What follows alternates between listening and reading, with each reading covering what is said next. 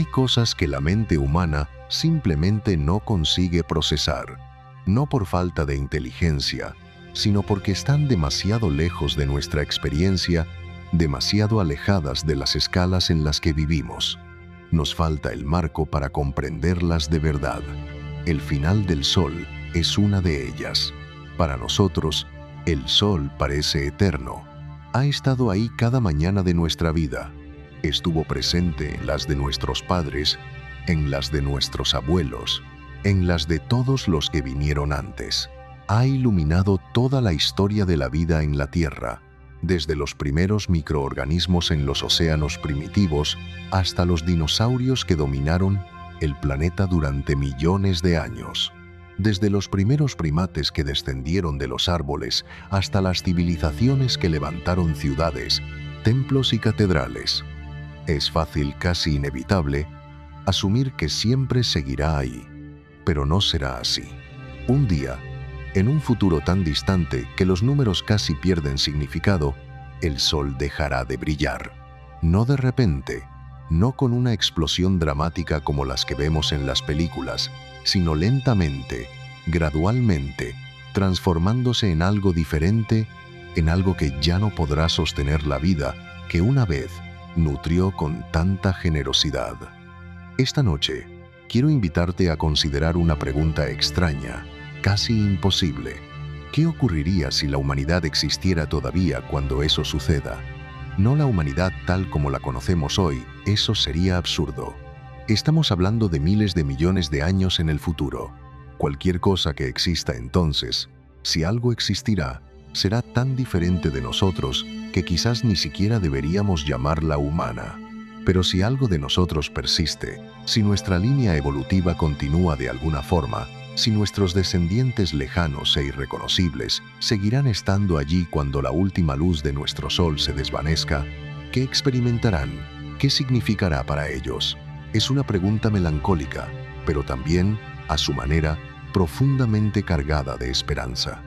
Porque implica supervivencia, implica perseverancia a través de escalas temporales que desafían la imaginación, implica que algo de lo que somos, de lo que hemos sido, ha logrado cruzar el abismo del tiempo más profundo que podemos concebir.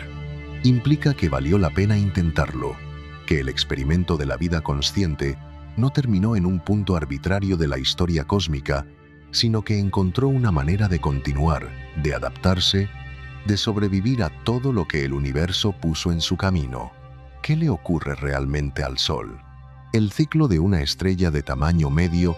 Primero debemos entender qué le ocurre realmente al Sol, porque la idea de que simplemente se apague es demasiado simple, demasiado rápida. La realidad es más lenta, más compleja y, en cierto sentido, más trágica. El Sol tiene unos 4.600 millones de años. Es una estrella de mediana edad y es extraño pensarlo. Tendemos a ver el Sol como algo permanente, inmutable, pero tiene una edad, un ciclo de vida, un comienzo, una fase central y un final. Ha fusionado hidrógeno en helio en su núcleo durante todo este tiempo, liberando la energía que hace posible la vida en la Tierra. Cada segundo el Sol convierte unos 600 millones de toneladas de hidrógeno en helio. Es una cantidad casi inconcebible, y lo hace sin pausa desde hace más de 4.000 millones de años. Pero el hidrógeno en el núcleo no es infinito. Se está agotando lentamente, sí, pero inexorablemente, con la implacable constancia de una cuenta regresiva que nadie puede detener. Dentro de unos 5.000 millones de años, el hidrógeno en el núcleo del Sol se habrá agotado por completo. Y cuando eso ocurra, sucederá algo dramático, algo que transformará completamente nuestro sistema solar. El núcleo, sin la fusión que genera una presión hacia el exterior capaz de contrarrestar la gravedad, comenzará a colapsar. Se contraerá sobre sí mismo, y esta contracción generará temperaturas todavía más elevadas, tan altas como para desencadenar la fusión del hidrógeno en una capa alrededor del núcleo agotado. Esta nueva fuente de energía hará expandir enormemente al Sol. Se convertirá en lo que los astrónomos llaman una gigante roja. las capas externas del Sol se hincharán, expandiéndose más allá de la órbita de Mercurio, ese pequeño planeta rocoso hoy más cercano a nuestra estrella, probablemente más allá de Venus, con sus nubes tóxicas y su superficie infernal, y quizás alcanzarán incluso la órbita de la Tierra. Imagina esto por un momento. El Sol que ahora vemos como un pequeño disco en el cielo, algo que puedes cubrir con el pulgar si extiendes el brazo, llenaría el horizonte. Un monstruo rojo e hinchado, miles de veces más grande que ahora, ocupando la mitad del cielo y dominándolo todo con su presencia. La imagen es al mismo tiempo aterradora y hermosa, un espectáculo que ningún ser humano podrá presenciar, pero que quedará inscrito en el destino de todo lo que hemos construido y amado. Durante esta fase de gigante roja, que durará unos 1000 millones de años, el Sol será increíblemente luminoso, cientos de veces más luminoso que hoy. Si de algún modo pudieras encontrarte suficientemente lejos para observarlo sin ser vaporizado, sería un espectáculo impresionante, un Sol hinchado y pulsante que lanza capas de gas al espacio, pero también será más frío en superficie. En lugar de los actuales unos 5500 grados Celsius, la superficie de la gigante roja tendrá unos 3000 grados. En lugar de un blanco amarillento, brillará con un rojo profundo, casi anaranjado, como un carbón ardiendo en la oscuridad del espacio. Los planetas interiores, Mercurio y Venus, serán engullidos. Desaparecerán simplemente dentro de las capas externas expandidas del Sol. Vaporizados, sus átomos se convertirán en parte de la atmósfera estelar. Mercurio, ese pequeño mundo marcado por cráteres, se desintegrará primero. Venus lo seguirá poco después.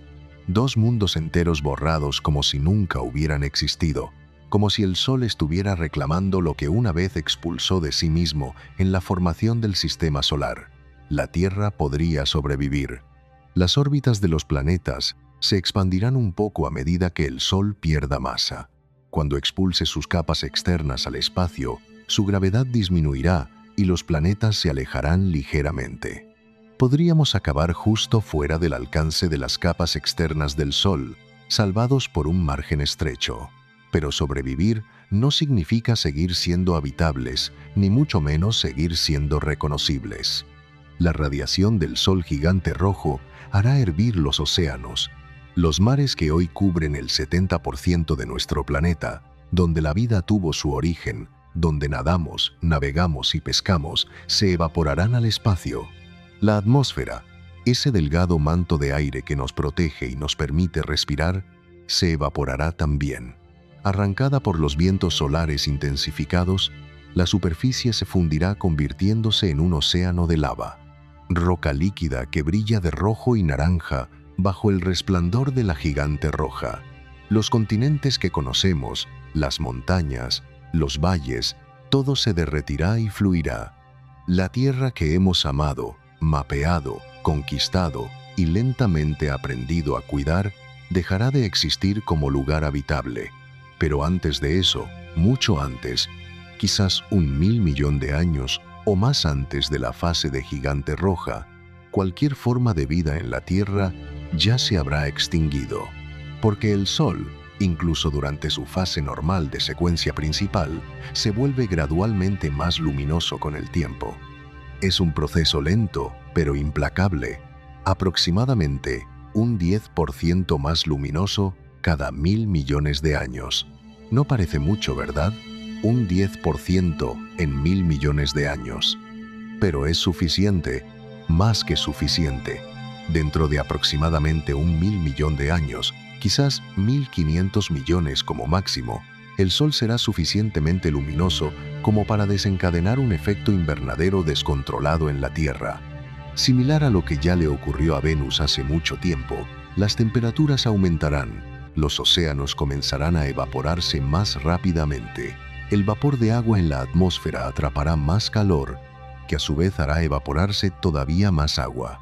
Es un ciclo que se autoalimenta, que se acelera solo sin posibilidad de retorno. Al final los océanos desaparecerán, la atmósfera se llenará de vapor de agua, las temperaturas en superficie alcanzarán cientos de grados.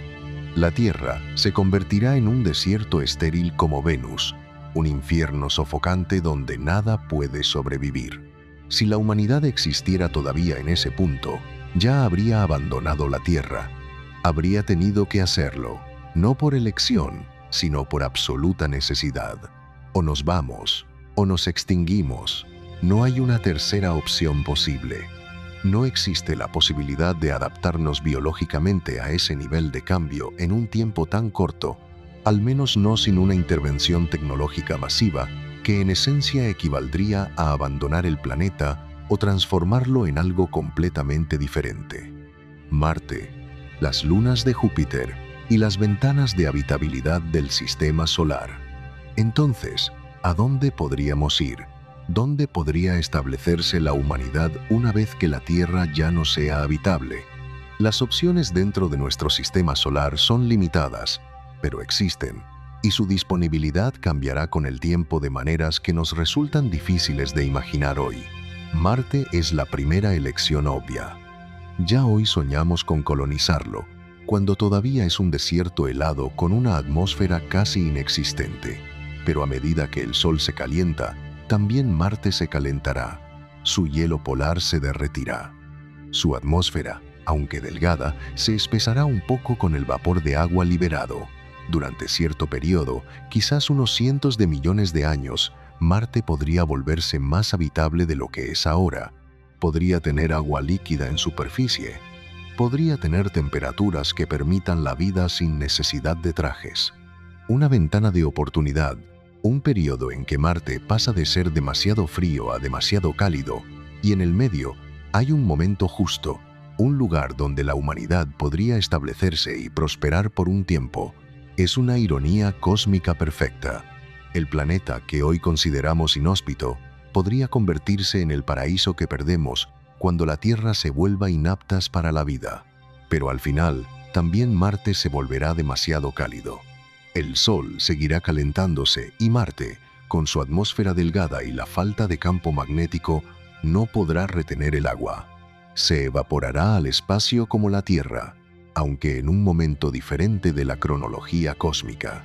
Entonces miramos más lejos, a las lunas de los planetas gigantes. Europa, una de las lunas de Júpiter, tiene un océano de agua líquida bajo su superficie helada. Kilómetros de hielo cubren un océano que podría ser más profundo que cualquier océano de la Tierra. Y en ese océano, protegido por el hielo de la radiación, podría incluso existir vida actualmente. A medida que el Sol se calienta, el hielo de Europa se derretirá. El océano quedará expuesto y por primera vez en su historia, Europa podría tener agua líquida en superficie bajo un cielo abierto. Ganímede, la luna más grande de Júpiter, también posee un océano subterráneo y podría seguir un camino similar, convirtiéndose en otro mundo potencialmente habitable durante un período determinado. Y luego está Titán, la luna más grande de Saturno.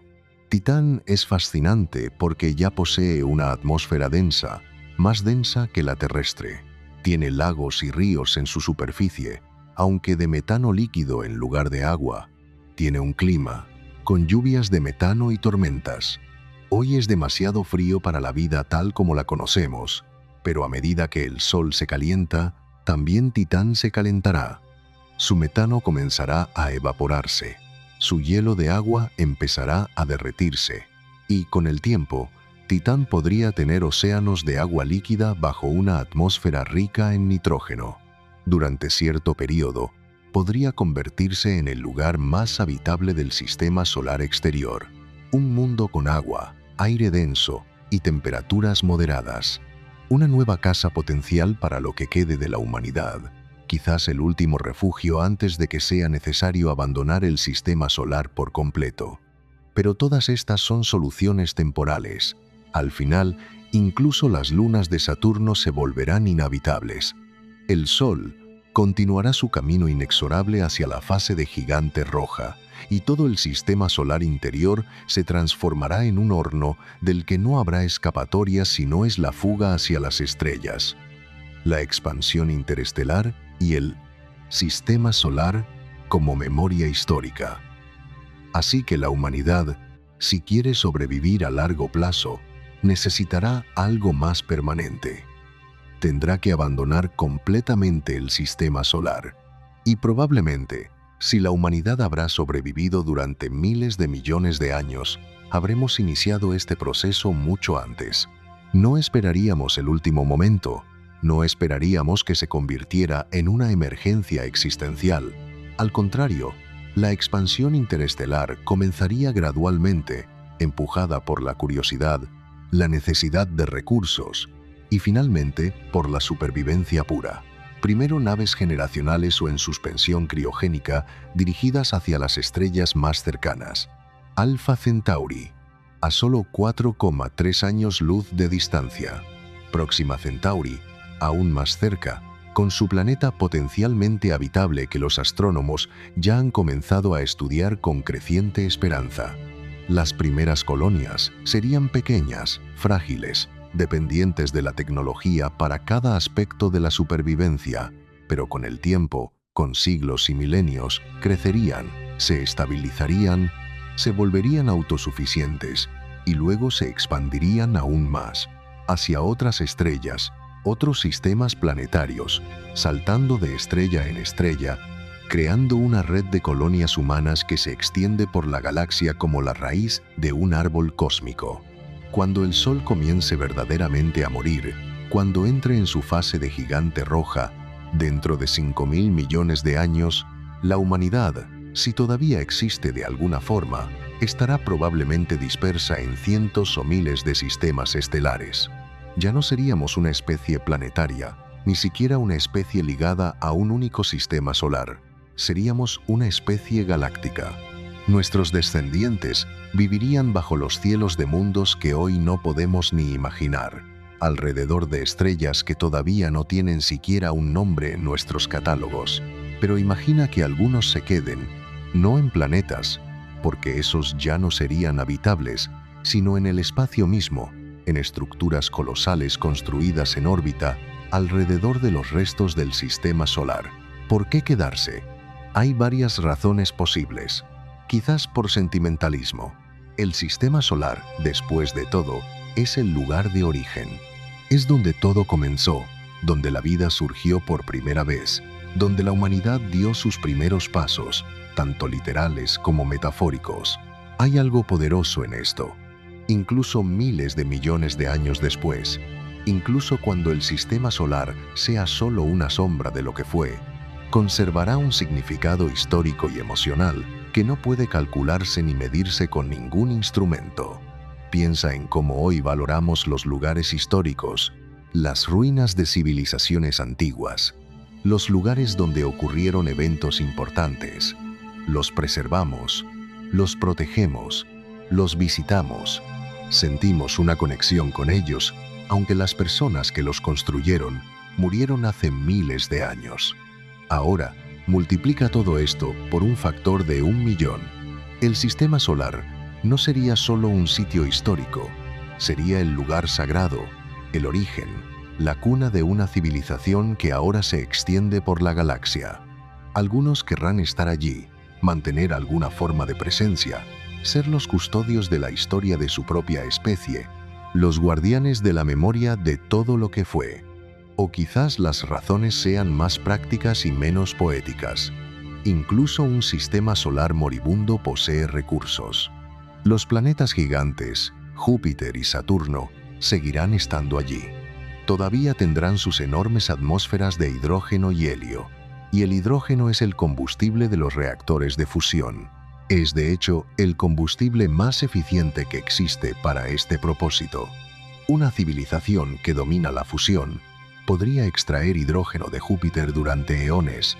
Hay suficiente hidrógeno en Júpiter como para alimentar una civilización durante miles de millones de años. Una reserva tan vasta que hace insignificante cualquier crisis energética que podamos imaginar hoy. Y también la enana blanca misma, el residuo del Sol, todavía tendrá energía, no en forma de fusión, sino de calor residuo.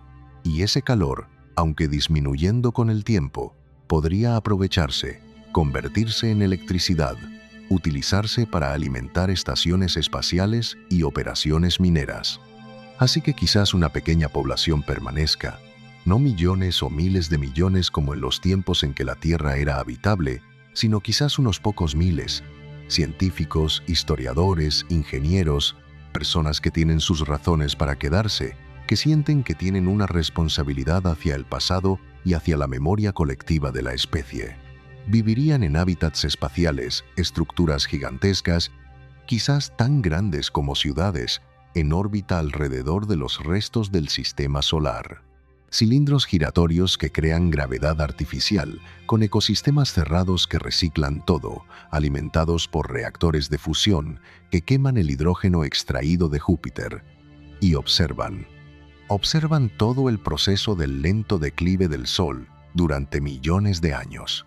Observan la enana blanca, la monitorean, toman mediciones, registran cada cambio, cada fluctuación, no solo por razones científicas, aunque estas son enormemente importantes, sino porque es el Sol, es su estrella, y quieren estar allí hasta el final, como quien acompaña a un ser querido en sus últimos momentos, no porque pueda cambiar algo, sino porque la presencia en sí misma tiene un valor que va más allá de lo funcional. La enana blanca y el proceso del enfriamiento eterno. La enana blanca al principio es luminosa, tan luminosa que todavía puede iluminar los planetas interiores con un débil resplandor, tan caliente que brilla con una luz blanco-azulada. Pero con el paso de los años se enfría, se vuelve más tenue, más roja. Al principio el cambio es imperceptible, año tras año parece igual, pero si comparas mediciones separadas por siglos, por milenios, el cambio es evidente. La temperatura desciende, la luminosidad disminuye. Después de 1000 millones de años, la enana blanca es notablemente más tenue, ya no blanco-azulada, sino amarillenta, todavía visible, pero con una luz débil que apenas alumbra las estructuras que la orbitan. Los planetas exteriores que han sobrevivido reciben solo una fracción de la luz que recibían cuando el Sol era joven y ardía en plena fuerza. Después de 10.000 millones de años, es poco más que un punto rojo tenue. Debes saber exactamente dónde mirar para verlo, y la luz que emite es tan débil que es casi irrelevante para cualquier propósito práctico. Los planetas que la orbitan son esencialmente oscuros. Solo las estrellas lejanas proporcionan algo de iluminación, y el proceso continúa, cada vez más lento, pero sin detenerse nunca. La enana blanca sigue enfriándose, sigue desvaneciendo, aproximándose asintóticamente a la oscuridad total. Al final, teóricamente, se convertiría en una enana negra, un objeto que ha perdido todo su calor, que ya no emite luz, solo un resto frío y oscuro, apenas detectable si no es por su gravedad. Pero este proceso requiere tanto tiempo que el universo actual no es suficientemente viejo para que existan enanas negras. Las enanas blancas más antiguas que conocemos, formadas en los primeros días del universo, todavía brillan débilmente después de todo este tiempo. Todavía tienen calor residual que no han podido disipar completamente. Una verdadera enana negra requeriría cuadrillones de años para formarse. Eso es 10 elevado a 15 o más. Números tan grandes que pierden toda intuición humana, que se convierten en abstracciones matemáticas sin correlato sensorial.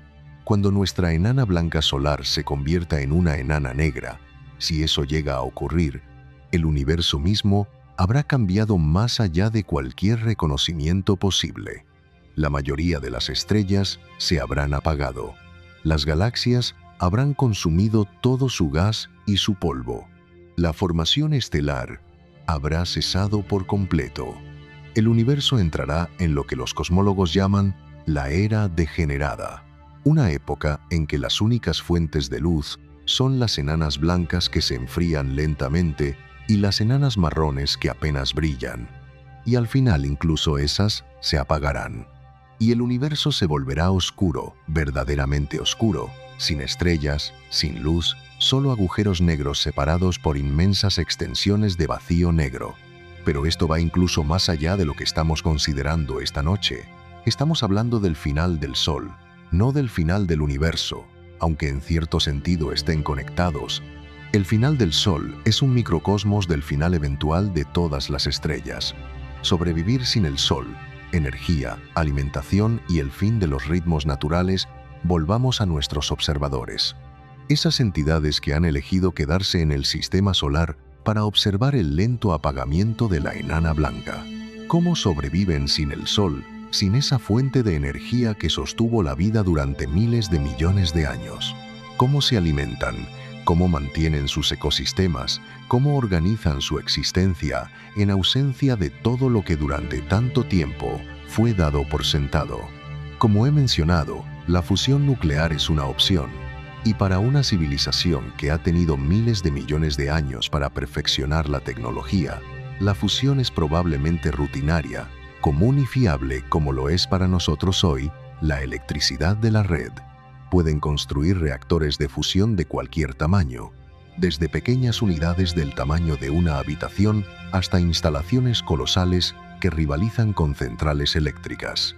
Pueden quemar hidrógeno, helio, litio, cualquier combustible ligero, y mientras tengan acceso a Júpiter, disponen de una reserva virtualmente inagotable que podría durar más que cualquier civilización que podamos imaginar. Pero hay también otras posibilidades, tecnologías que apenas podemos imaginar con nuestra física actual. Energía de los agujeros negros, por ejemplo. Existe una técnica teórica llamada proceso de Penrose, en que es posible extraer energía de la rotación de un agujero negro. Dejas caer materia en el agujero negro de una manera específica y puedes extraer más energía de la que has introducido. Es increíblemente eficiente, más eficiente que la fusión, más eficiente que cualquier otra cosa que conocemos.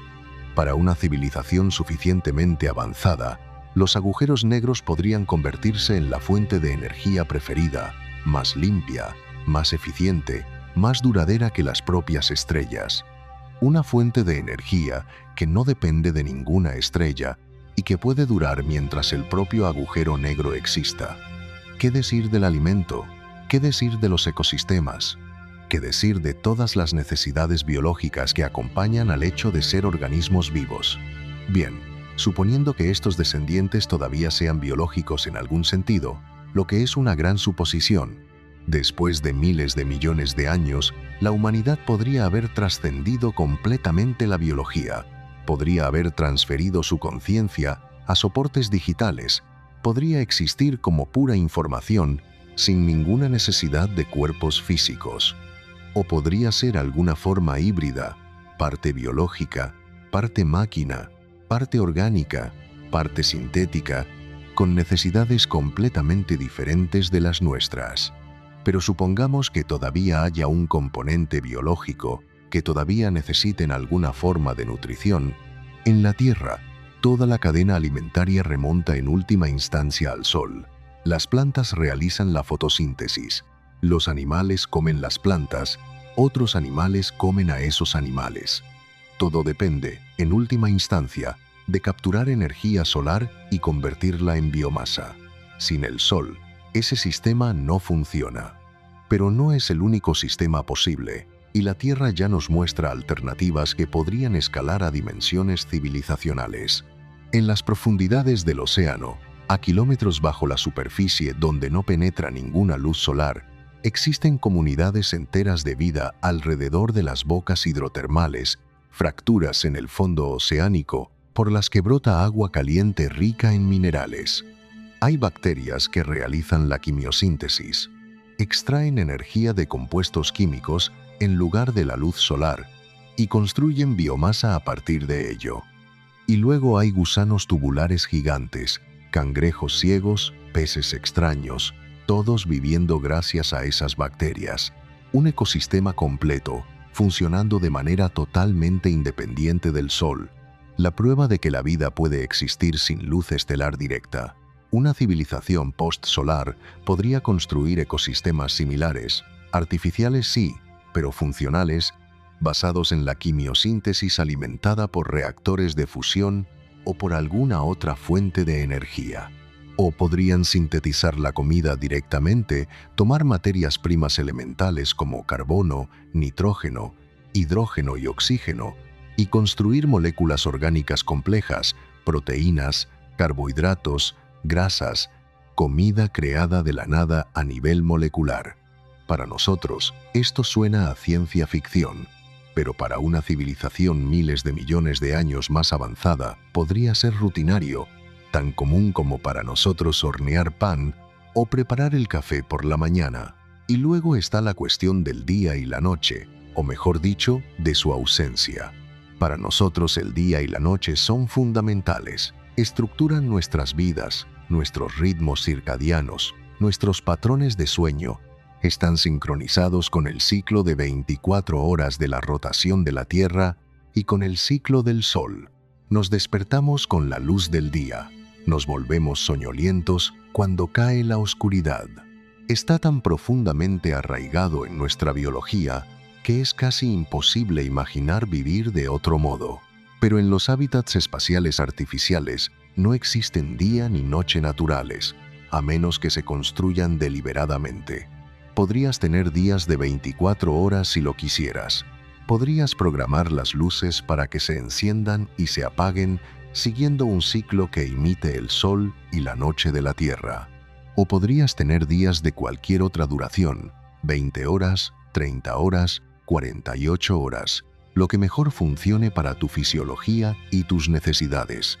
Para los descendientes de la humanidad, que viven miles de millones de años después del Sol, el concepto mismo de día podría ser un arcaísmo, algo que leen en los libros de historia, pero que nunca experimentan personalmente.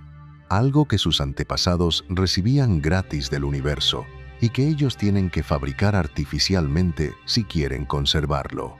El sol como símbolo, como experiencia, como parte del alma humana. Pero hay algo más profundo sobre lo que quiero que reflexiones. Algo más filosófico, más emocional, más cercano al corazón de lo que significa ser humano. El sol no es solo una fuente de energía, no es solo una estrella conveniente que resulta estar cerca, no es solo el objeto alrededor del cual orbita nuestro planeta. Para nosotros, para la vida en la Tierra, para toda la historia humana, el sol ha sido mucho más que eso. Ha sido símbolo, ha sido metáfora, ha sido para muchas culturas literalmente un dios, y no sin razón. Los antiguos egipcios adoraban a Ra, el dios Sol, como la deidad suprema. El faraón era considerado su encarnación en la tierra. Los templos eran orientados para capturar los rayos del sol naciente. Los aztecas creían que el sol necesitaba ser nutrido con sangre humana para continuar moviéndose en el cielo. Sus sacrificios rituales, por horribles que nos parezcan hoy, eran vistos como esenciales para la continuación del mundo, como el precio que había que pagar por la certeza de que el sol volvería a salir mañana. Los incas adoraban a Inti, el dios sol, y construyeron templos monumentales en su honor. Machu Picchu, esa ciudad entre las nubes, posee un templo del sol, donde los rayos del solsticio de invierno brillan a través de una ventana específica para iluminar un altar. Era el reloj más preciso de su civilización y también el más sagrado. Casi universalmente, a través de casi todas las culturas humanas, el sol ha sido visto como divino, como dador de vida, como fuente de todo lo que es bueno y verdadero. Y no es difícil entender por qué. El sol hace literalmente posible la vida. Sin él, la tierra sería una roca helada que flota en la oscuridad. No habría plantas, no habría animales, no existiríamos nosotros. Así que, adorar al sol no es tan irracional como podría parecer desde nuestra perspectiva moderna y secularizada. Es reconocer una verdad fundamental con los medios conceptuales disponibles en cada época. Es decir, con la religión lo que la ciencia diría más tarde con ecuaciones. Incluso ahora, incluso en nuestra era secular en que comprendemos que el Sol es solo una estrella, una entre miles de millones en la galaxia, todavía hay algo profundo en nuestra relación con él. El calor en tu cara en un día soleado. ¿Has notado cómo se siente? no es solo calor, es algo más. Es reconfortante, es tranquilizador, es como si todo estuviera bien en el mundo de una manera que ningún calefactor artificial puede reproducir. La manera en que la luz del alba transforma el mundo, cómo los colores cambian, cómo la oscuridad retrocede y todo vuelve a la vida como si se despertara de un sueño. La melancolía del atardecer, esa sensación cuando el sol desciende, cuando el cielo se vuelve naranja y violeta. Hay algo nostálgico en todo eso, incluso cuando no tienes nada específico por lo que sentir nostalgia. Es una nostalgia cósmica, la percepción de que algo precioso y temporal está llegando a su fin por hoy, prometa o no volver mañana. Estas experiencias están entretejidas con lo que significa ser humano. Están en nuestra poesía, en nuestra música, en nuestro arte. El amanecer sobre un mar neblinoso de Turner, Impresión, Sol naciente de Monet. Innumerables canciones sobre el alba y el atardecer, desde las más antiguas melodías folclóricas hasta los grandes temas de la música contemporánea. El Sol no es solo una esfera de plasma a 150 millones de kilómetros de distancia. Es parte de nuestra experiencia humana. Es parte de lo que nos hace ser lo que somos.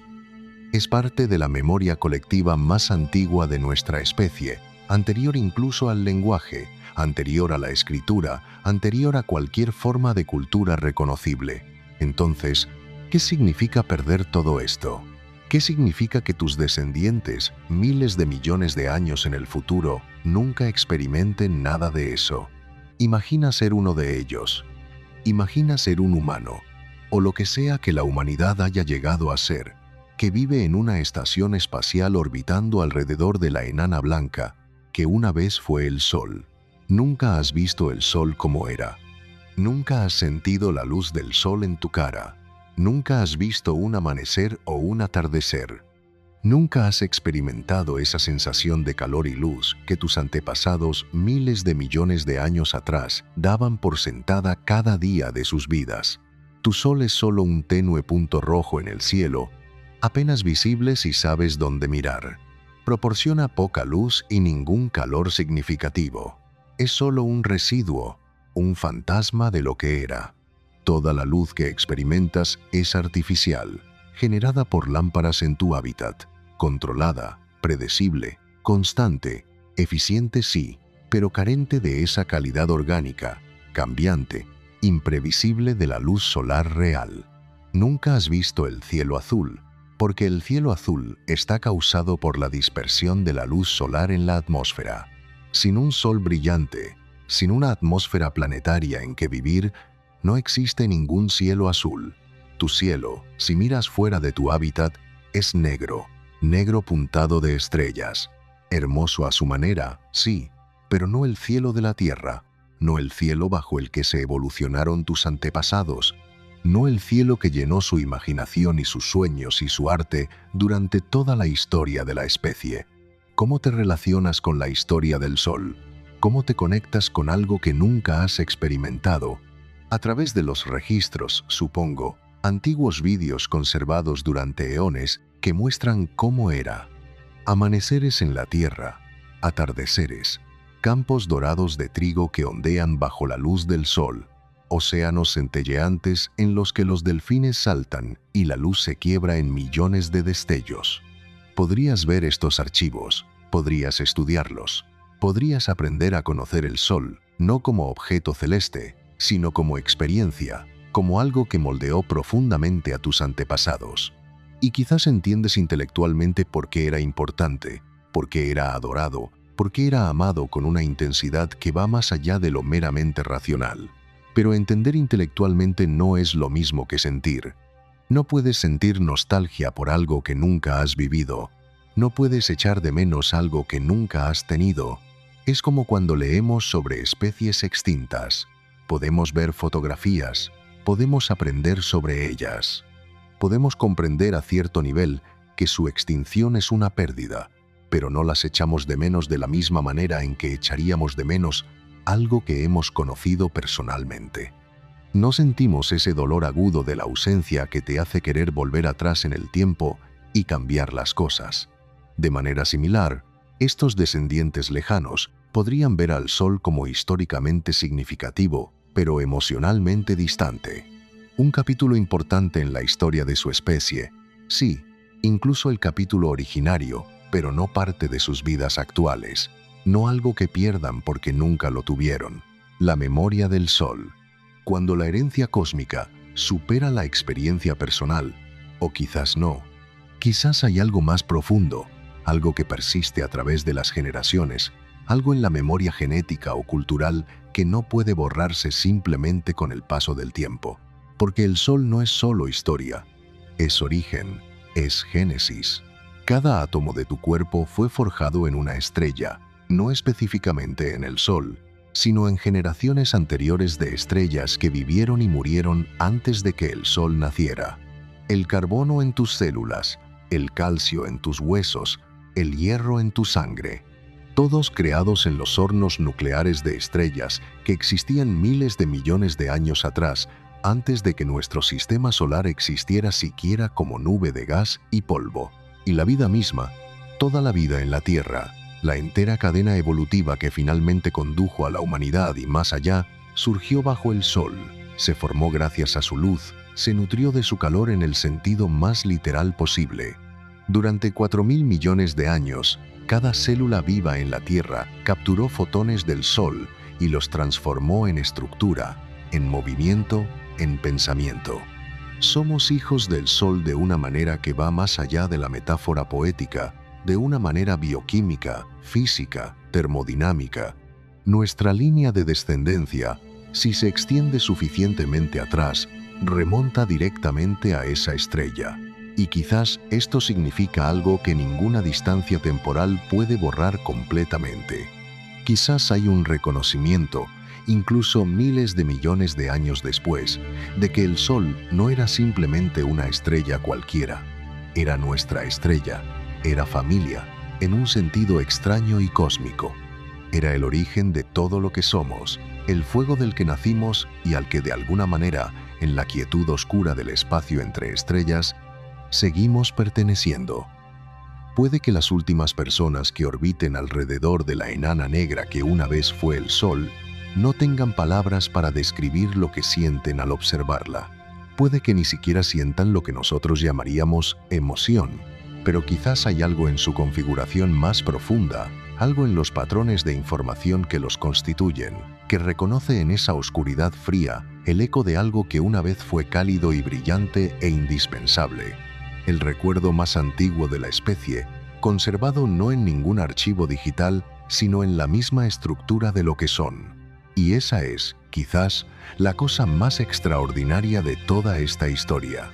No la física del enfriamiento de una enana blanca, no la ingeniería de los hábitats espaciales, no los detalles de los ecosistemas artificiales o las fuentes de energía alternativas, sino el hecho de que algo que surgió del calor y la luz de esa estrella hace miles de millones de años podría estar allí al final, observando, recordando, siendo testigo del último acto de la misma historia que comenzó con su nacimiento.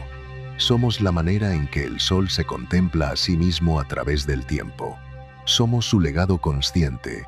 Y quizás, en el silencio final de esa oscuridad, esa continuidad sea todo lo que necesitamos para que el Sol no haya brillado en vano.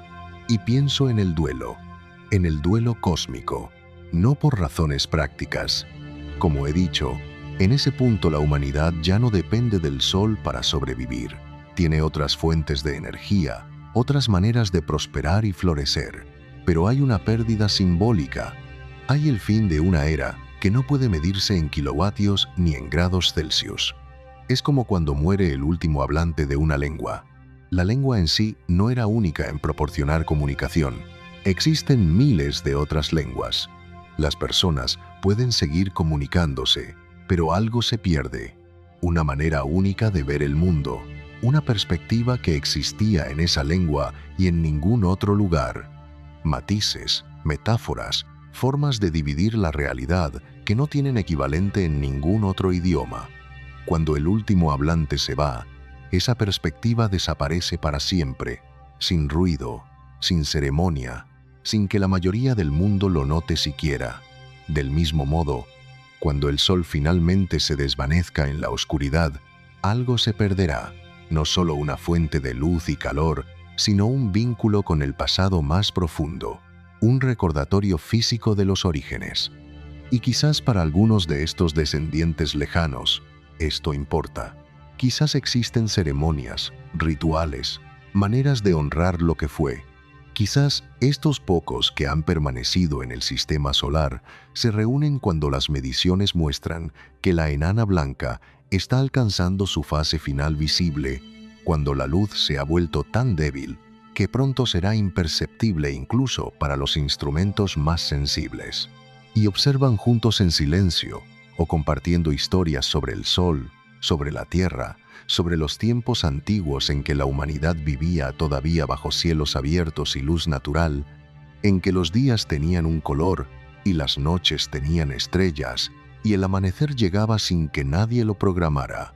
Y cuando llega el último fotón, cuando los instrumentos registran ese último débil resplandor de luz antes de que la oscuridad se establezca definitivamente, quizás hay un momento de silencio, un momento de reconocimiento, de despedida, de gratitud por todo lo que el sol hizo posible. Gratitud por los 4.000 millones de años de fotosíntesis que construyeron los océanos de oxígeno. Gratitud por la energía que transformó la química inerte en metabolismo, el metabolismo en evolución, la evolución en conciencia. Gratitud por ser el origen de todo lo que existe en ese momento de despedida, por mucho que haya cambiado, por mucho que se haya alejado. La esperanza en la escala del tiempo cósmico, pero también pienso en la esperanza, porque si la humanidad existe todavía cuando el sol se apague, eso en sí mismo es extraordinario. Piénsalo, ninguna especie que conocemos ha durado tanto tiempo. La mayoría de las especies sobrevive solo unos pocos millones de años. Incluso las más exitosas raramente superan los 10 millones de años antes de extinguirse o evolucionar hacia otra cosa completamente diferente. Pero aquí estamos hablando de 5.000 millones de años, de 10.000 millones si consideramos toda la fase de enana blanca, miles de veces más largo que la duración típica de una especie en cualquier registro fósil que hayamos encontrado. Esto no es solo supervivencia, es algo casi sin precedentes en la historia de la vida conocida. Es persistencia a través de escalas temporales, geológicas y cósmicas que hacen que cualquier concepto humano de longevidad parezca insignificante. ¿Qué tipo de sabiduría sería necesaria para lograrlo? ¿Qué tipo de adaptabilidad? ¿Qué tipo de resiliencia ante cada catástrofe que el universo pusiera en el camino? Tendríamos que evitar la autodestrucción, las guerras nucleares, el colapso ecológico, las inteligencias artificiales fuera de control, las pandemias diseñadas, todo lo que podría ponernos fin en los próximos siglos o milenios, que son el período más peligroso de todos. Tendríamos que aprender a vivir de manera sostenible, a no agotar nuestros recursos, a no envenenar nuestros entornos, a existir en equilibrio con nuestros sistemas de soporte en lugar de consumirlos hasta el agotamiento. Tendríamos que expandirnos más allá de un solo planeta, más allá de un solo sistema estelar, porque los eventos catastróficos ocurren, los asteroides impactan, las supernovas explotan. Un solo evento de extinción puede borrar una civilización planetaria con la misma facilidad con que se borra un texto de una pizarra. Solo distribuyéndose en múltiples mundos se puede asegurar la supervivencia a largo plazo contra todas las amenazas previsibles e imprevisibles. Y tendríamos que continuar evolucionando, adaptándonos, cambiando con las circunstancias. Lo que funciona en un milenio puede no funcionar en el siguiente. La flexibilidad, la disposición a cambiar, a abandonar lo que ya no sirve y adoptar lo que el momento requiere sería esencial para cualquier proyecto de supervivencia multimilenaria. Así que si la humanidad sigue allí cuando el sol se apague, significa que hemos hecho todas estas cosas. Significa que hemos superado cada desafío que se nos presentó durante miles de millones de años. Eso es motivo de esperanza, ¿verdad? no la esperanza de que realmente logremos sobrevivir tanto tiempo. Las probabilidades, honestamente, son muy bajas en cualquier cálculo razonable, pero la esperanza de que sea posible, de que con suficiente sabiduría, suficiente cuidado, suficiente suerte, la vida inteligente pueda persistir casi indefinidamente en un universo que no fue diseñado para ser fácil. La persistencia del significado a través del tiempo profundo, y quizás la lección no es solo sobre supervivencia física, quizás es sobre la persistencia del significado, que es algo diferente y más difícil de preservar que cualquier tecnología o cualquier fuente de energía, porque en escalas temporales tan enormes, los detalles individuales se desvanecen, civilizaciones enteras surgen y caen en lo que no es más que un parpadeo en la historia del Sol. Imperios, guerras, revoluciones, todo es efímero cuando se mide contra el reloj estelar, pero algunas cosas persisten. El conocimiento persiste, transmitido de generación en generación, acumulándose, refinándose, ampliándose más allá de lo que cualquier mente individual podría contener. Las historias persisten, contadas y reinterpretadas, adaptadas a nuevos contextos, pero nunca completamente olvidadas, porque responden a preguntas demasiado fundamentales como para que cada generación tenga que descubrirlas de nuevo. Los valores fundamentales, las ideas sobre lo que hace que la vida valga la pena ser vivida, pueden persistir incluso cuando todo lo demás cambia, incluso cuando la forma de los cuerpos ha cambiado, incluso cuando los mundos habitados son irreconocibles comparados con el original. Y quizás es esto lo que se transmite a través de miles de millones de años. A través de innumerables transformaciones de forma y sustancia, existe todavía un hilo de continuidad, una conexión entre nosotros aquí y ahora y esos descendientes lejanos. No una conexión física, no una conexión de forma, pero una conexión de linaje, de historia, de significado compartido que es más duradero que cualquier material que el universo haya producido. Una conexión que no depende de que el cuerpo sea biológico o sintético, de que la mente funcione en neuronas o en silicio, de que el hogar sea un planeta o una estructura orbital en el vacío entre estrellas. Los mitos del origen y el jardín perdido, y me pregunto si recordarán, si mantendrán registros suficientemente buenos, memorias suficientemente profundas para recordar cómo era al principio, cómo era vivir en la tierra bajo el sol joven, cómo era caminar sobre la hierba, nadar en los océanos, respirar aire que se movía con el viento, cómo era mirar el cielo y ver nubes en lugar del vacío, cómo era experimentar la lluvia, la nieve, las tormentas, todas cosas que ahora damos por sentadas porque forman parte de nuestra experiencia cotidiana, pero que para esos descendientes lejanos serían tan extrañas como vivir en Marte lo es para nosotros hoy, experiencias que habrían desaparecido hace tanto tiempo que solo las palabras para describirlas habrían sobrevivido, vaciadas de toda capacidad de evocar la sensación real. Quizás los registros son perfectos, quizás tienen archivos completos, inmersivos, que te permiten experimentar la antigua Tierra como si estuvieras verdaderamente allí. Realidad virtual tan convincente que no puedes distinguirla de la realidad. O quizás los registros son fragmentarios, ensamblados de lo que ha sobrevivido, con grandes vacíos donde la información se perdió, como arqueólogos que intentan reconstruir civilizaciones antiguas a partir de fragmentos de cerámica y ruinas erosionadas. En cualquier caso, sería incompleto, porque no puedes realmente capturar la experiencia vivida en un registro. No puedes transmitir completamente lo que significa sentir algo, experimentarlo con todos tus sentidos, tenerlo como parte de tu realidad cotidiana, como el agua que llena el espacio de los pulmones y no se nota hasta que falta. Pero quizás eso está bien. Quizás la nostalgia imperfecta, la conexión parcial con el pasado, es suficiente. Es mejor que olvidar completamente. Es mejor que un vacío donde la historia debería estar. Y en esa memoria imperfecta, en esas aproximaciones al pasado, quizás habita algo de la verdad original, aunque sea deformada por el tiempo, como la imagen del sol distorsionada por el agua, y pienso en las historias que contarían, en los mitos que desarrollarían sobre sus orígenes, porque todas las culturas tienen mitos de creación, historias sobre de dónde vienen, sobre cómo empezó el mundo, sobre lo que hace especial a su pueblo.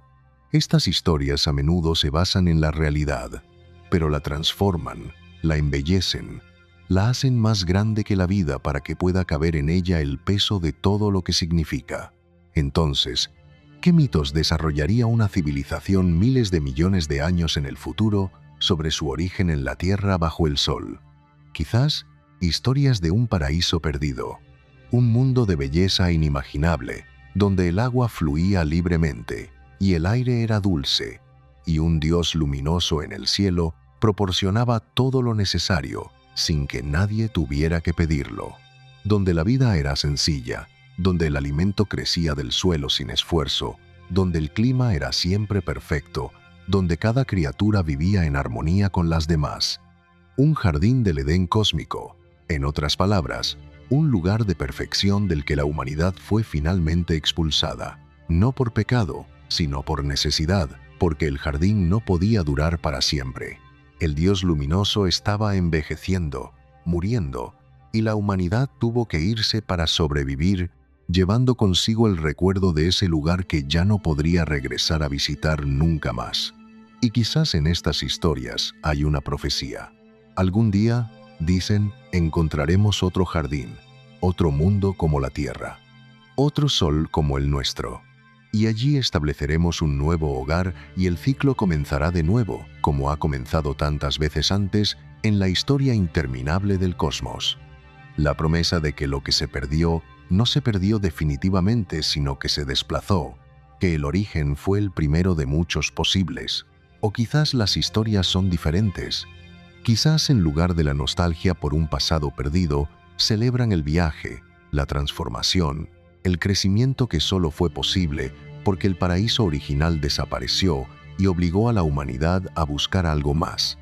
Historias sobre cómo la humanidad comenzó pequeña y vulnerable, atrapada en un solo mundo, dependiente de una sola estrella, pero a través del ingenio y la determinación trascendió estas limitaciones, aprendió a vivir sin estrellas, aprendió a crear su propia luz, su propio calor, aprendió a prosperar en el vacío del espacio, en el frío de los reinos exteriores. Se convirtió en algo más grande, algo más resistente, algo que no podía ser destruido por el capricho de una sola estrella que decide seguir su propio ciclo sin consultar a nadie. Historias de triunfo, en otras palabras, de superación de obstáculos imposibles, de convertirse en amos del propio destino, en lugar de siervos de las circunstancias cósmicas. El héroe que creció precisamente porque el paraíso le fue arrebatado. Y quizás ambos tipos de historias coexisten, la nostalgia y el triunfo, la pérdida y la ganancia, porque la verdad es siempre más compleja que una sola narración, y las mejores culturas lo saben y mantienen en tensión productiva ambas perspectivas, en lugar de elegir una y eliminar la otra. El turismo al sistema solar y el último, visitante. Pero al final me pregunto si llega un punto en que incluso las historias se desvanecen, en que la conexión con el pasado se vuelve tan tenue que ya no tiene casi importancia. Después de todo, estamos hablando de escalas temporales inimaginables, miles de millones de años, millones de generaciones, incluso si cada generación viviera miles de años. ¿Cuánto tiempo puede persistir la memoria? ¿Cuánto tiempo antes de que el pasado se convierta en algo tan remoto que ya no parece real? Para nosotros, incluso la historia de unos pocos miles de años atrás a veces parece abstracta. El antiguo Egipto, la antigua Roma, las antiguas civilizaciones de China y Mesoamérica, sabemos que existieron. Sabemos que eran reales, pero no se sienten reales de la misma manera que el mundo moderno. Ahora imagina esto amplificado por 1 millón, por 1000 millones. En algún punto, el Sol y la Tierra se convierten en una prehistoria tan antigua que apenas se distingue de los mitos. ¿De verdad existió un planeta azul, con agua líquida y aire respirable? ¿De verdad existió una estrella que proporcionaba luz y calor sin ninguna tecnología? Parece casi demasiado bueno para ser verdad, demasiado conveniente, y quizás algunos lo ponen en duda. Quizás hay escépticos que dicen que las historias han sido exageradas, embellecidas, que la realidad era más banal y menos mágica. Pero entonces los científicos, los historiadores, pueden señalar las pruebas. Los planetas siguen allí, orbitando alrededor de la enana blanca oscura. Puedes enviar sondas hacia ellos. Puedes analizar su composición. Y sí, la Tierra muestra signos de haber tenido océanos en algún momento de su historia.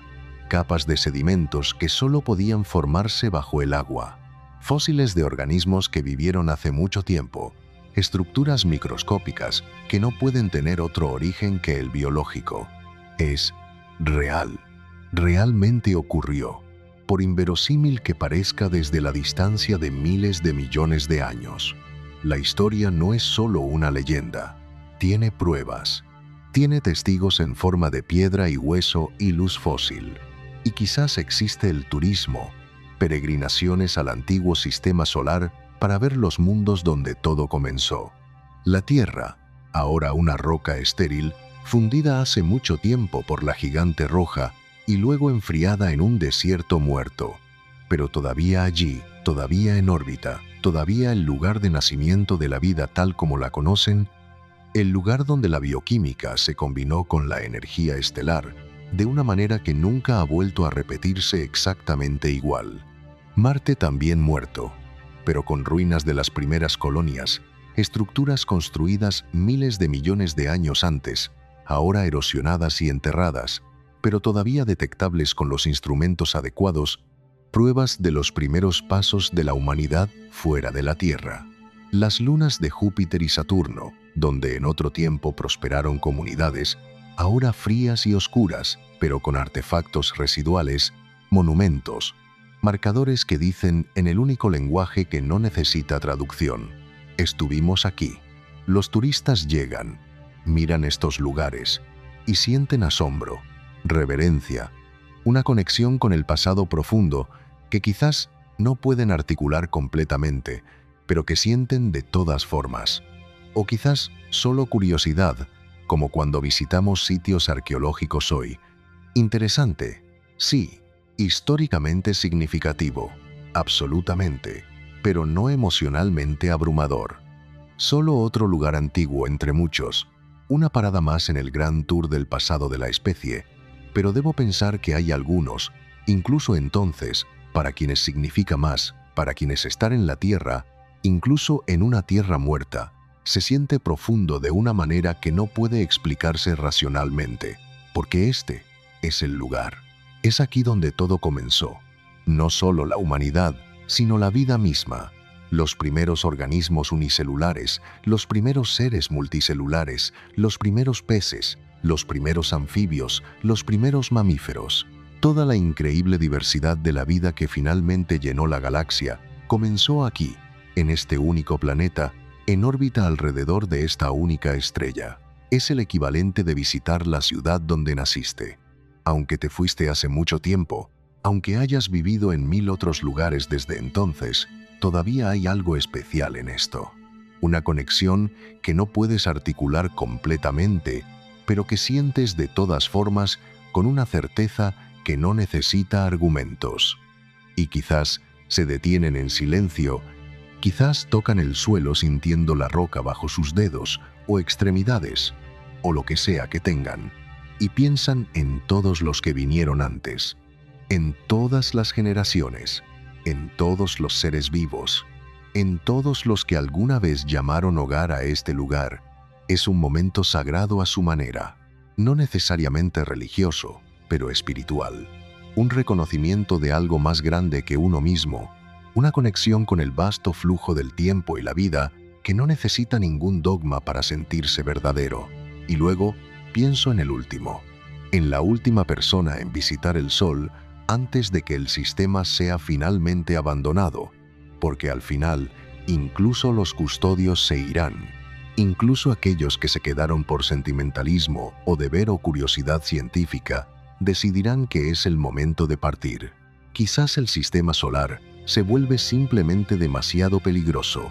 Las órbitas de los planetas se vuelven inestables sin la fuerza gravitacional estabilizadora del Sol en su forma original.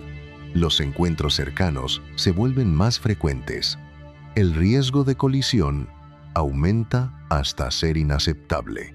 O quizás es simplemente el tiempo de cerrar este capítulo y seguir adelante. Las estrellas alrededor de las que la humanidad ahora vive son jóvenes, brillantes, llenas de posibilidades. El sistema solar es oscuro, frío, una reliquia. ¿Por qué quedarse? ¿Por qué aferrarse al pasado cuando el futuro está en otra parte, esperando ser habitado y llenado de historia? Así que hacen los preparativos. Empaquetan lo que vale la pena conservar: los archivos, los artefactos, las muestras. Las últimas estaciones espaciales son abandonadas o desmanteladas o dejadas como monumentos para nadie en particular. Y llega el último humano o posthumano en encontrarse en el sistema solar. Se queda un momento, mira atrás hacia la tenue enana blanca, hacia los planetas silenciosos. ¿Siente algo? ¿Tristeza? ¿Alivio? ¿Ambos? O quizás es puramente práctico. Comprueba que todo está en orden, que no queda nada importante atrás, y luego parte sin ceremonias, sin una última mirada, porque en ese punto, el Sol es solo historia. Y la historia, por mucho que valga, ¿no puede sostener la vida?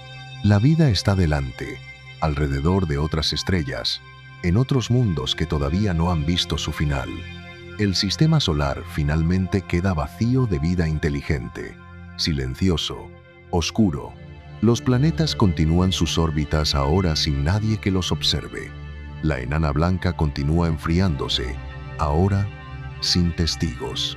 Es el fin de una era, la era del Sol, la era de la Tierra, la era del origen.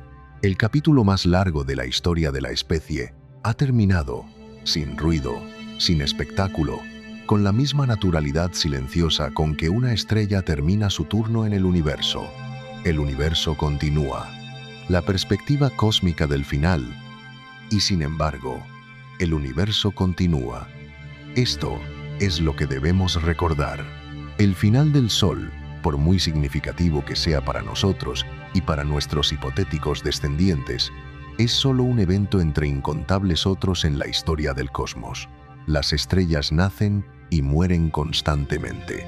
En este momento, en algún lugar de la galaxia, hay estrellas que están entrando en su fase de gigante roja. Hay otras que están colapsando en enanas blancas. Algunas están explotando como supernovas y hay estrellas que están naciendo en nebulosas masivas. Nubes de gas y polvo que colapsan bajo su propia gravedad, se calientan, se encienden, nuevas estrellas tan jóvenes que todavía están rodeadas por el material del que se formaron, envueltas en los restos de su propio nacimiento. Y alrededor de algunas de estas estrellas jóvenes, se están formando planetas, roca y hielo que se agregan en órbita, creciendo lentamente de polvo a grano, de grano a guijarro, de guijarro a mundo. Y en algunos de estos planetas, en las condiciones correctas, la vida emergerá. Moléculas que se replican, que evolucionan, que lentamente aprenden a ser más complejas, más diversas, más conscientes. Y el ciclo continúa. Vida, inteligencia, civilizaciones que surgen, florecen, finalmente se enfrentan al final de su estrella. Y si son sabias, si son afortunadas, sobreviven para encontrar nuevas estrellas, nuevos hogares, nueva luz, bajo la que seguir haciéndose preguntas sobre el universo. El universo está lleno de oportunidades. Todavía hay cientos de miles de millones de estrellas solo en nuestra galaxia y miles de millones de galaxias en el universo observable. El final de una estrella no es el final de todo, no es siquiera el final de su legado, porque lo que esa estrella hizo posible, la vida y la inteligencia que emergieron bajo su luz, puede continuar, puede expandirse, puede encontrar nuevos soles para calentar nuevos mundos, donde seguir el experimento de la conciencia. Y quizás esta es la lección final, la lección que desearía que esos descendientes lejanos comprendieran si pudiera hablarles a través del abismo del tiempo. No dependáis de una estrella específica. No anclad vuestra existencia a un lugar específico, porque los lugares, por muy amados que sean, son temporales. Las estrellas mueren, los planetas se vuelven inhabitables. Nada de lo físico dura para siempre, pero el conocimiento puede durar, las ideas pueden durar, los valores, la curiosidad, el impulso de explorar y comprender y crear, estos pueden durar mientras haya mentes pensantes en el universo. La esencia de lo que somos puede continuar no en la misma forma, probablemente no en la misma sustancia, pero en el espíritu, en el propósito, en la continuación de esa chispa de conciencia que de algún modo emergió en este universo y aprendió a hacerse preguntas sobre sí misma. La percepción del tiempo y la cultura del largo plazo, hay una última perspectiva que vale la pena explorar, una que raramente consideramos cuando pensamos en el destino del Sol y en el futuro remoto de la vida. No tiene que ver con la tecnología, ni con la energía, ni con la supervivencia física, sino con algo más sutil y quizás más difícil de definir, la continuidad de la experiencia, la manera en que una civilización que atraviesa miles de millones de años se percibe a sí misma en el tiempo. Para nosotros el tiempo es breve, fragmentado en vidas individuales de pocas décadas. Pensamos en términos de biografías, de generaciones, de siglos como máximo. Pero una civilización que sobrevive hasta el final del Sol no puede permitirse este lujo. Debe desarrollar una relación completamente diferente con el tiempo, una percepción extendida, casi geológica, de su propia existencia. Una percepción en la que un siglo es un instante y un milenio es apenas un párrafo en la historia de la especie. Imagina lo que significa tomar decisiones no para los próximos años o décadas, sino para los próximos millones de años. Imagina una cultura en la que la planificación a largo plazo no es un ideal abstracto, sino una necesidad cotidiana tan real como lo son para nosotros las facturas del mes o el presupuesto del año, donde las consecuencias de una acción no se miden en la duración de una carrera, sino en la estabilidad de un proyecto que debe funcionar para épocas enteras. Esto requiere un cambio radical en la psicología colectiva. La impaciencia, que hoy es una característica tan profundamente humana, se convertiría en un defecto peligroso, en un lujo que una civilización que debe durar no puede permitirse. La prisa, la obsesión por el resultado inmediato, simplemente no serían compatibles con una supervivencia tan larga y tan frágil al mismo tiempo. En cierto sentido, una civilización así tendría que aprender a pensar como una estrella, o al menos como un planeta. Tendría que interiorizar ritmos lentos, ciclos larguísimos, transformaciones graduales que se desarrollan a lo largo de escalas de tiempo que ninguna mente individual puede abarcar por sí sola. El concepto mismo de progreso cambiaría radicalmente. Hoy asociamos el progreso con la innovación rápida, con el cambio constante, con la aceleración tecnológica que comprime más cambio en cada generación que en todas las anteriores juntas. Pero en escalas de miles de millones de años, la aceleración es un riesgo. Demasiado cambio demasiado rápido aumenta la probabilidad de errores catastróficos, de decisiones tomadas sin comprender completamente sus consecuencias a largo plazo.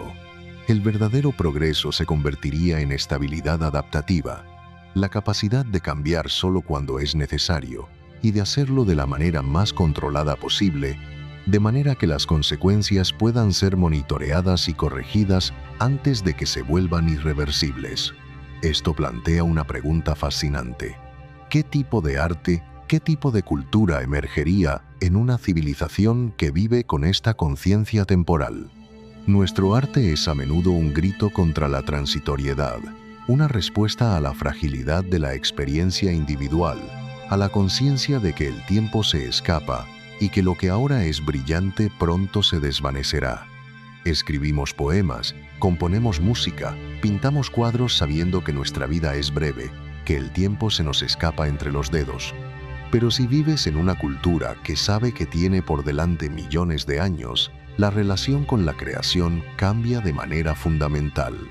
Quizás el arte ya no sería un grito contra la transitoriedad, sino una meditación sobre la continuidad. Obras concebidas no para durar una vida, sino para acompañar a una civilización entera a través de eras cósmicas. Obras que están diseñadas para ser completadas por generaciones que aún no han nacido, que son el primer capítulo de algo que no verá su final durante siglos.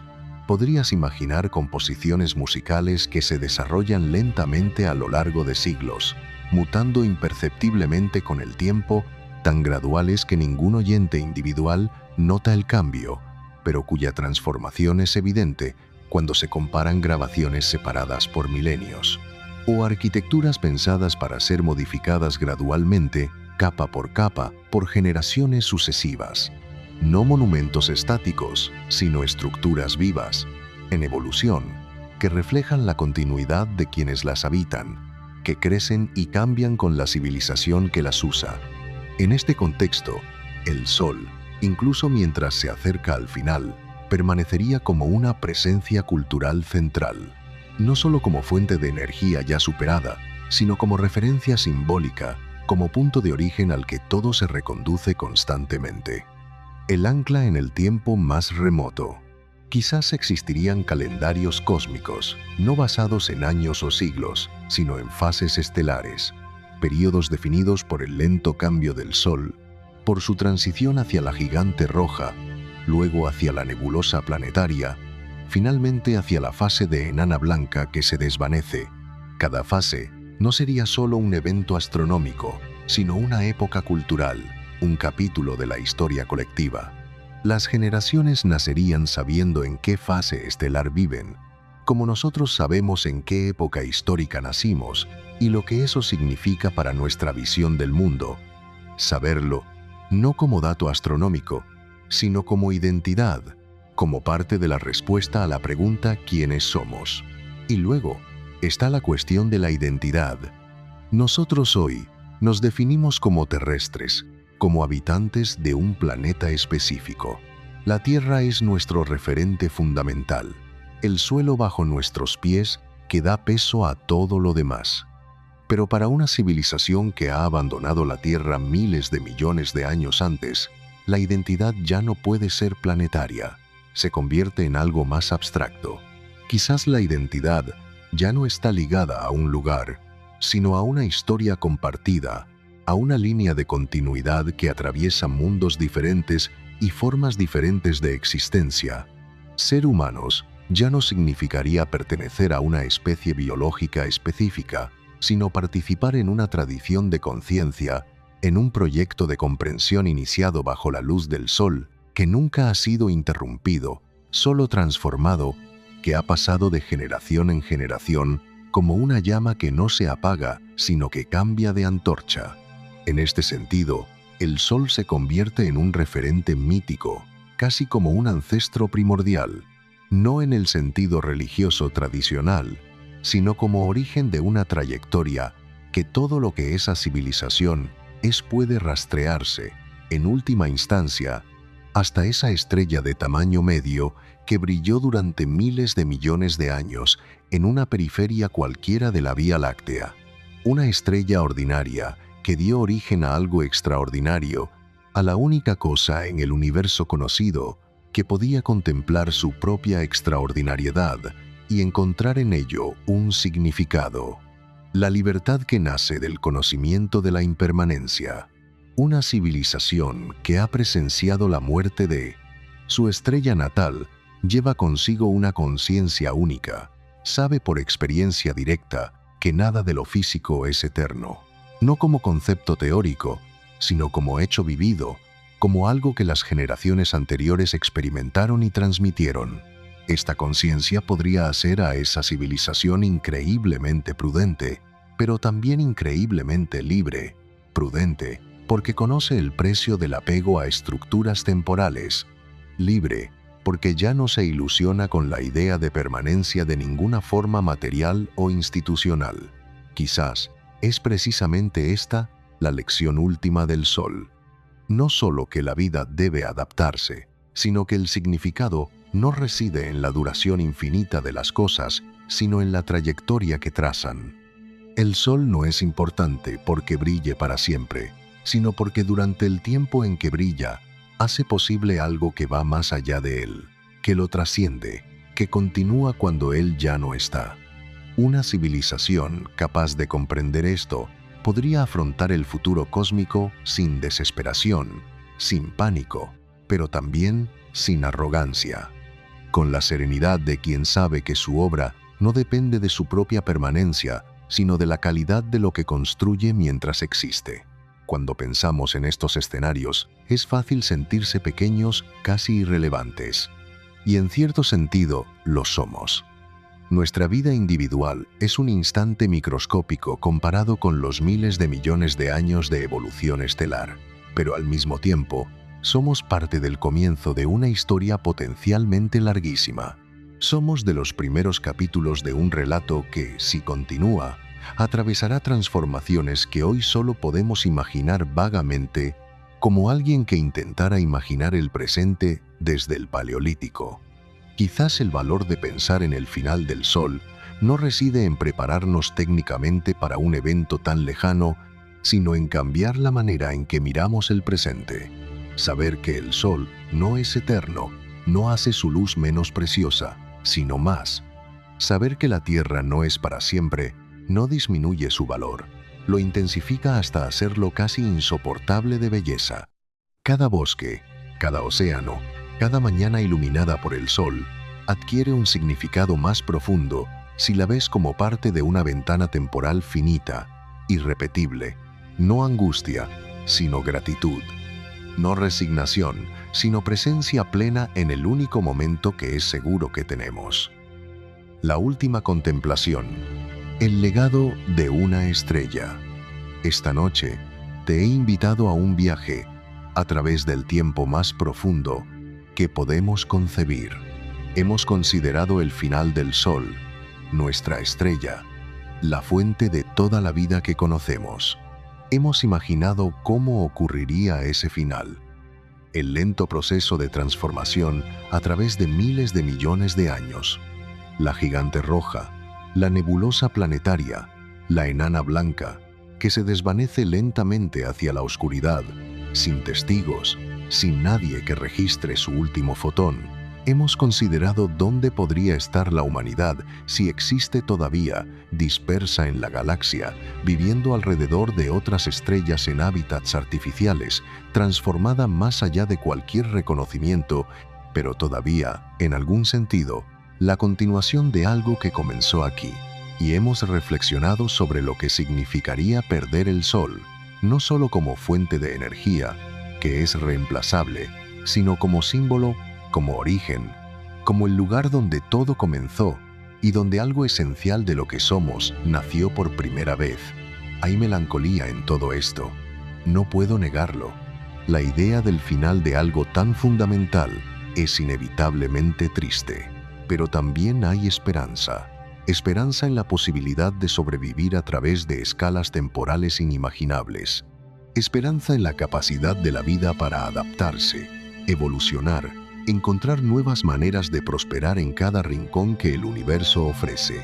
Esperanza de que el legado del Sol, la vida que hizo posible, pueda continuar mucho después de que la propia estrella se haya oscurecido y enfriado hasta el silencio. Y quizás eso es suficiente. Quizás el verdadero legado de una estrella no es cuánto tiempo brilla, sino lo que hace posible mientras lo hace. El Sol habrá brillado durante más de 10.000 millones de años cuando finalmente se apague. Durante la mayor parte de ese tiempo, ha nutrido la vida. Durante una fracción de ese tiempo, pero de todas formas millones de años, esa vida ha incluido seres inteligentes capaces de comprender el universo y su propio lugar en él. Y si esos seres o sus descendientes continúan después de que el Sol se haya ido, entonces el Sol habrá cumplido quizás el propósito más importante que una estrella puede cumplir: dar origen a la conciencia, a mentes que pueden pensar, sentir, hacer preguntas, crear mundos dentro de sus mundos. Esta noche, cuando cierres los ojos, piensa en el sol, no en cómo morirá algún día en un futuro tan lejano que los números pierden significado, sino en cómo es ahora, en cómo ha sido durante toda tu vida, durante toda la vida humana, constante, fiable, brillando cada mañana sin fallar. Piensa en el hecho de que vivimos en una época especial, una época en que el sol está todavía en su apogeo, en que todavía ilumina nuestro mundo con luz dorada, en que todavía hace posibles los océanos y los bosques y las ciudades y todo lo que amamos. Y valóralo. Valora este momento en la historia cósmica en que la vida prospera bajo su esplendor, porque aunque el final llegará algún día, no es hoy, no es en tu vida ni en 1000 vidas futuras. Hoy el sol brilla. Y en ese hecho simple, en esa realidad que compartimos con cada ser vivo en este planeta, hay un regalo que no deberíamos dar nunca por sentado. Duerme bien bajo la luz de una estrella que todavía arde luminosa, en un momento privilegiado de la historia cósmica, cuando la Tierra todavía es habitable, cuando el cielo todavía es azul, cuando la vida todavía cubre el planeta en toda su espléndida y efímera diversidad. Y si algo de nosotros llega hasta el final del sol, ojalá esos descendientes lejanos encuentren también paz. Aunque hayan perdido su estrella natal, hayan descubierto otras luces que los guíen, otras formas de continuar, porque el universo está lleno de estrellas, y mientras existan estrellas, existirá la luz, el calor, la energía, la posibilidad. Y mientras haya mentes capaces de contemplarlo, el universo nunca será completamente oscuro, porque la luz de la conciencia, de la comprensión, es tan real como la de cualquier estrella, y, tal vez incluso más duradera. Una estrella puede brillar durante miles de millones de años, pero una idea, si logra transmitirse, puede perdurar indefinidamente. Buenas noches.